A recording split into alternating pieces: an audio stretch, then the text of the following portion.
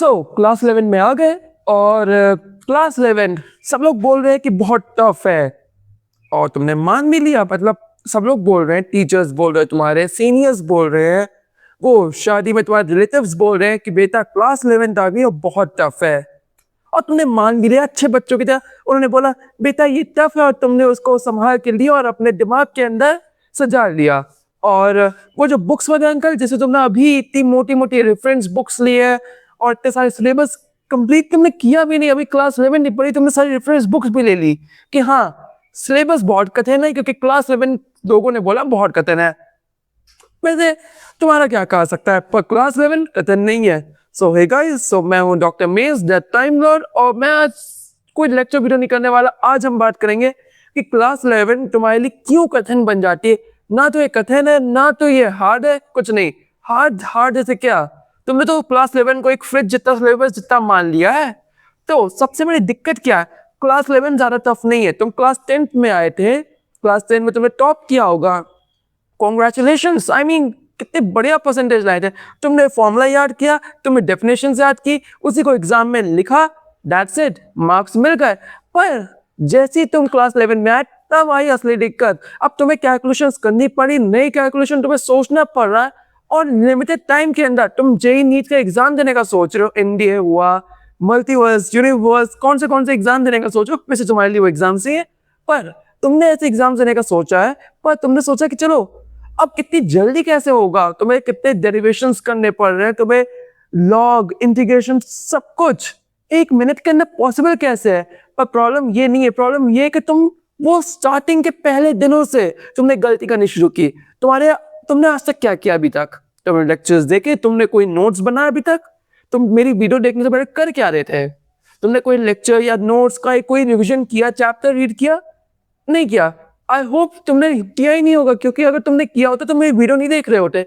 पर अगर तुमने किया होता तो तुम्हें पता होता कि चैप्टर के अंदर कितनी आसानी से चीजें बताई गई हैं। और सबसे मजेदार बात, तुमने एनसीईआरटी को छोड़कर तुमने रेफरेंस बुक ले ली।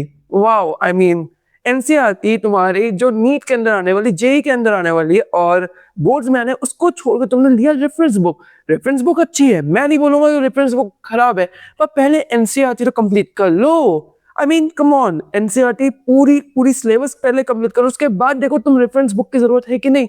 रेफरेंस बुक पे पहले कोड गए, ना तुम्हारा कॉन्सेप्ट क्लियर है ना कुछ क्लियर है। और सबसे मजेदार बात, अभी तुम कोई ना कोई कोचिंग ज्वाइन करोगे और कोचिंग में कोई दिक्कत नहीं है, पर सबसे बड़ी दिक्कत है कि तुम पहले किसी दिन एक क्लास मिस करोगे।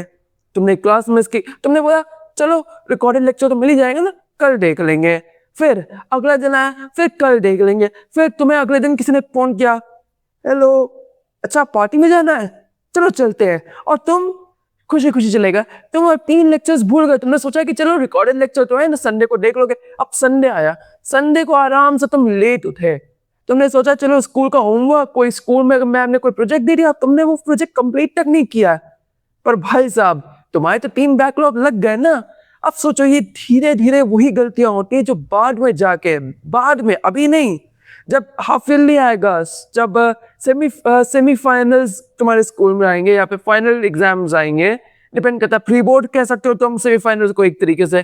पर जब वो आएगा तब तुम्हें पता चलेगा 1 सेकेंड में तो कुछ पढ़ा ही नहीं। अब तुम स्टार्ट करोगे वन शॉट के रिवीजन लेक्चर्स। मेरे चैनल पे आओगे, किसी और के चैनल पे जाओगे वन शॉट देखने, उसका कहोगे काश ये सिलेबस मेरा 10 मिनट 20 मिनट 1 घंटे कंप्लीट। अब वो 1 घंटे में भी क्या करोगे, 2x स्पीड पे लगा लोगे। बस यही तो गलती करते हो। पहले दिन से नोट्स बनाओ, नोट्स नहीं बनाने तो तुम्हारे बने बनाए नोट्स मिलते हैं। तुम चाहे किसी भी कोचिंग में ज्वाइन करो, कहीं भी जाओ, तुम्हें बने बनाए नोट्स मिल जाएंगे, उसी को ले लो।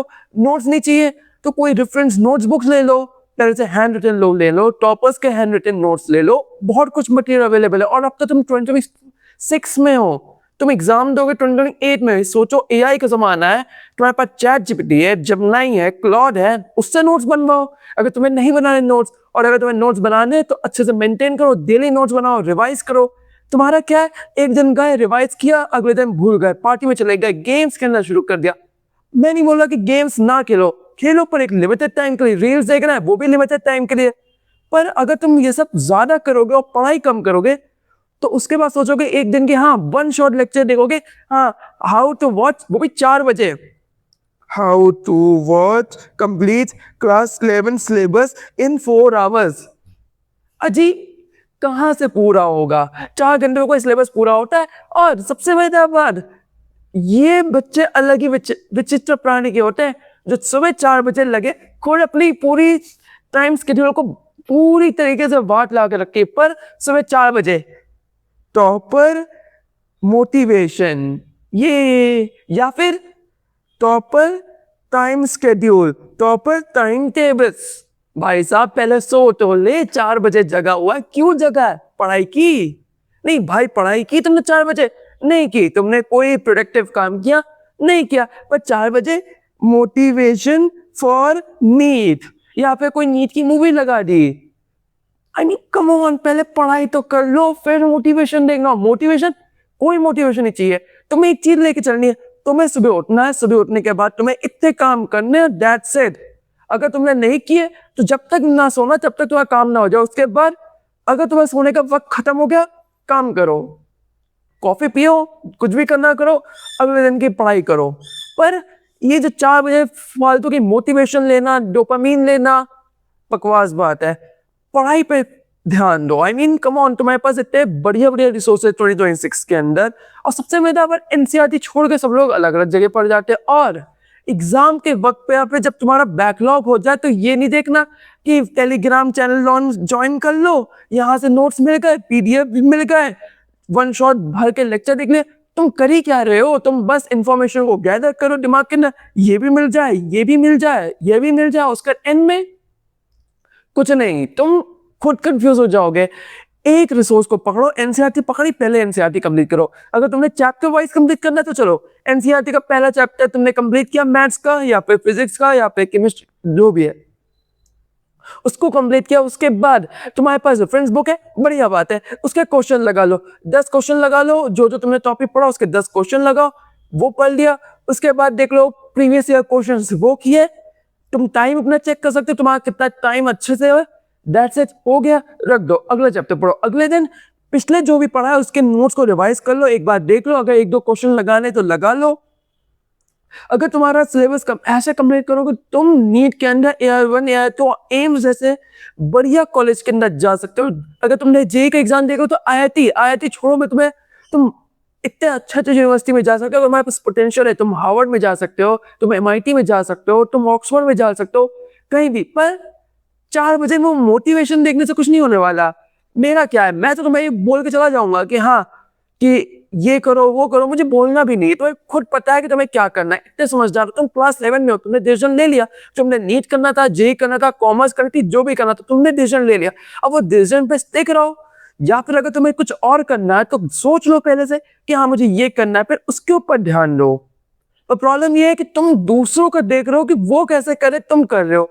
बात तो ये है ना कि तुम्हें ये नहीं पता कि तुम क्या कर रहे हो। तुमने तो बैकलॉग लेके रखा है, उस टॉपर के कोई बैकलॉग नहीं है, पर तुम्हारे 4 चैप्टर इसके बैकलॉग है, तो पहले वो बैकलॉग कंप्लीट करो। बैकलॉग तो होने मत देना कभी, चाहे बीमार पड़ो चाहे कुछ हो, कभी बैकलॉग करने मत दे, क्योंकि बैकलॉग कभी क्लियर नहीं होता। वो बैकलॉग पे बैकलॉग, बैकलॉग पे और बैकलॉग, और एंड में तुम्हें देखने पड़ते हैं वन शॉट से तुम्हारा रिविजन हो सकता है, पर चैप्टर कंप्लीट कभी नहीं। मैं और फिर तुम्हें कुछ ज्ञान मिल गया है एटलीस्ट कि तुम्हें क्लास 11 कैसे स्टार्ट करनी है। एटलीस्ट तुम्हें कोई बैकलॉग नहीं रखना, तुम्हें एनसीईआरटी छोड़ के दूसरे रेफरेंस बुक की तरफ नहीं जाना है।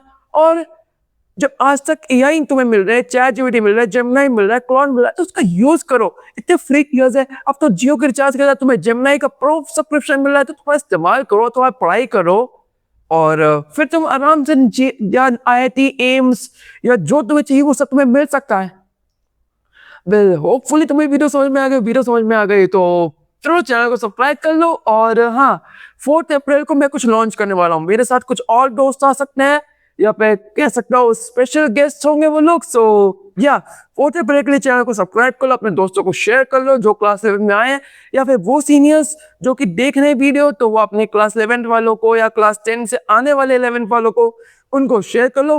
Well see around in the next video, till then take care and goodbye. और हाँ, पढ़ाई ध्यान से करना, अगर पढ़ाई नहीं की तो ध्यान रखना मेरे पास है टाइम मशीन, मैं तुम्हें ढूंढ लूंगा। तो पढ़ाई ध्यान से और कोई मस्ती को नहीं। Well good bye.